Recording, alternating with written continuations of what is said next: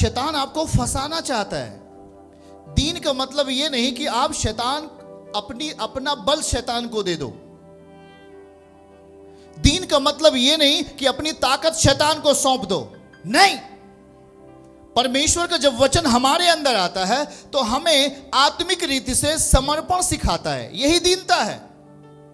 पर जब परमेश्वर का वचन हमारे अंदर आता है दूसरे स्तर पर, वो हमारे ज्ञान को बढ़ाता है। क्या बढ़ाएगा? हमारे ज्ञान को बढ़ाएगा। हमको कहां जाना है, कहां पैर रखना है, कहां नहीं रखना, कहां पर कैसे बात करना है, यह ज्ञान भी वचन सिखाता है। इसलिए जो कोई यीशु के पास आता है उसे हर चीजें मिलती हैं। प्रभु उसे हर चीज देने के लिए तैयार होता है। आमीन। अब सोच लो, वो एक फायर है, वो एक आग है। आमीन। दीनता के लिए, वो नम्रता की दशा में उसके वचन को ग्रहण करो, वो एक ताकत के साथ आपके अंदर काम करेगा। आमीन। आपके अंदर बल, आपके माइंड को, आपके मन को बलवान करेगा। अपने ग्रेस के तले आपको ताकतवर बनाएगा, आपको बुद्धिमान बनाएगा, पर आपको पागल नहीं बनने देगा। वो आपको पागल नहीं बनने देगा। वो आपको समझाता है। वो आपको पागल बनाने के लिए वचन नहीं प्रचार करता, वो इसलिए आपके लिए समझाता था कि आप चतुर बन जाओ। क्या बन जाओ?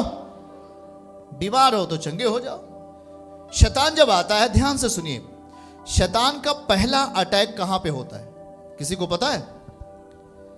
शैतान का पहला आक्रमण आपके बुद्धि के ऊपर होता है। कहां पे होता है? इतना जानते रहो कि जब कभी भी शैतान अटैक करता है आपके बुद्धि के ऊपर अटैक करेगा।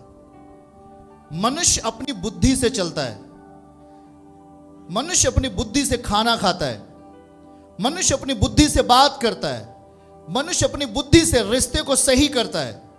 और इसलिए शैतान का पहला अटैक आपके दिमाग के ऊपर होगा। वो आपके दिमाग को कमजोर करेगा, आपके माइंड को कमजोर करेगा, आपके सोचने की शक्ति को कमजोर करेगा, आपके याददाश्त को चुरा लेगा। मैंने कई लोगों को देखा ऐसे, अच्छा पढ़ा लिखा व्यक्ति पागल बन गया हो। आज जो खाना हाथ से नहीं खाता, पैर से खा रहा है। क्यों? शैतान का जो अटैक है आपके दिमाग के ऊपर है, आपके माइंड के ऊपर, आपकी बुद्धि के ऊपर है। और इसलिए जब आपके बुद्धि के ऊपर अटैक करता है तब आपके शरीर के अवस्थाओं को आराम से इस्तेमाल कर लेता है, आपके शरीर के अंगों को यो इस्तेमाल करता है, क्योंकि आपकी बुद्धि शैतान के हाथ में। वो किसी भी ऐसे हादसे का शिकार आपको करा सकता है। इसलिए ध्यान से सुने। इसलिए प्रभु कहता है अपना मन मेरे हाथ में दे। मन को अंग्रेजी में माइंड बोलते। क्या बोलते? मन को अंग्रेजी में क्या बोलते भाई? माइंड। अपना माइंड किसके हाथ में दे? परमेश्वर के हाथ में। ये बोलना पड़ेगा। और जब डेली बोलो प्रभु ये मेरा माइंड, मेरा मन तेरे हाथ में, तो आप निश्चय ही बुद्धिमान बनोगे और हर कामों को सफलतापूर्वक कर सकने की ताकत आप पाओगे यीशु के नाम में। बोल यीशु मसीह की।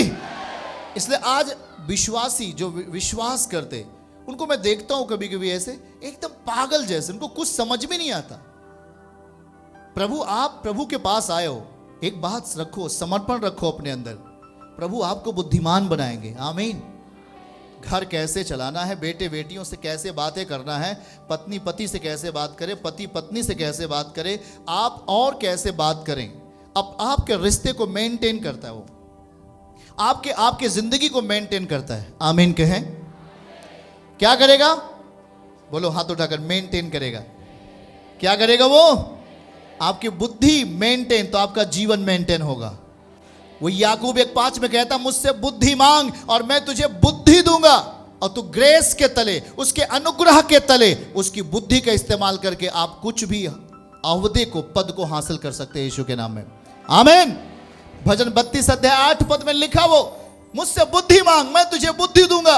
हाँ, वो ईश्वर है, वो जगत का मुक्तिदाता है, जो हमें बुद्धि देता है, जो हमें ज्ञान देता है। उससे मांगो, वो देगा। कहता है मैं तुझे समझ दूंगा, मैं तुझे ज्ञान दूंगा, जहां चलना है मैं तेरी अगुवाई करूंगा। इसका मतलब जहां आप चलोगे हर ठोकर के रास्ते को दूर करेगा, हर मुश्किलात को दूर करेगा और आपके कामों को सफल करेगा यीशु मसीह के नाम में। चर्च की सभी प्रार्थनाओं को और परमेश्वर के दास के द्वारा टीचिंग सुनने के लिए और अपडेट्स को जानने के लिए हमारे इस चैनल को सब्सक्राइब करें और साथ में बेल आइकन को दबाएं, ताकि जब भी लाइव प्रार्थना हो तो सबसे पहले आप देख सकें।